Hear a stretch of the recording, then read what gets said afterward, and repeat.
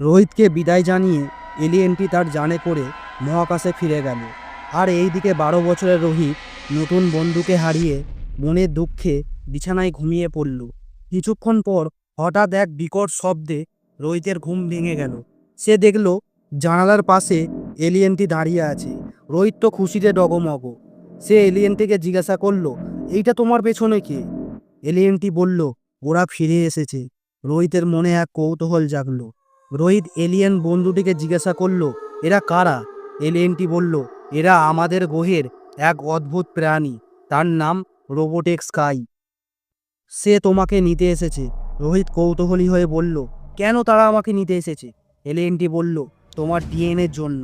বহু বছর আগে ওই রোবটগুলোকে অস্তিত্ব মিটিয়ে দেওয়া হয়েছিল এবং তাদের এক বিশেষ ডিএনএ ছিল। সেটা ছাড়া তাদের শক্তি প্রায় অচল। সেই ডিএনএ আমরা পৃথিবীতে এসে তোমার শরীরে রেখে দিই, যাতে তারা কারোর ক্ষতি করতে না পারে। কিন্তু তারা সেই ডিএনএর হদিশ পেয়ে গেছে, তাই জন্যই তারা তোমাকে নিতে এসেছে। এই কথাগুলো বলতে বলতে রোবোটেক স্কাই তাদের ওপর আক্রমণ করে। এলিয়েনটি রোহিতকে নিয়ে পালাতে থাকে এবং এক নিরাপদ গুহায় আশ্রয় নেয়। সেখানেও রোবোটেক স্কাই আক্রমণ করে। শেষে রোহিতকে বাঁচাতে এলিয়েনটি এক অদৃশ্য রশ্মির মাধ্যমে তার বাহনে রোহিতকে তুলে মহাকাশে যান করে ফিরে যায়।